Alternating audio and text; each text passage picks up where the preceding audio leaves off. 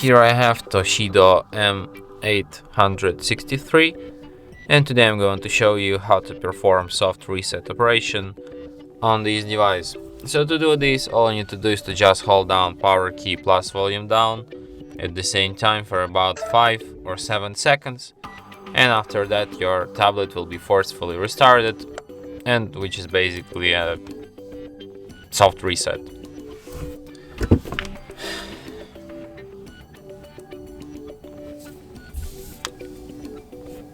Maybe I should turn it back on. And that's it. Thanks for watching. If you find this tutorial useful, don't forget to hit that like button and subscribe to our channel.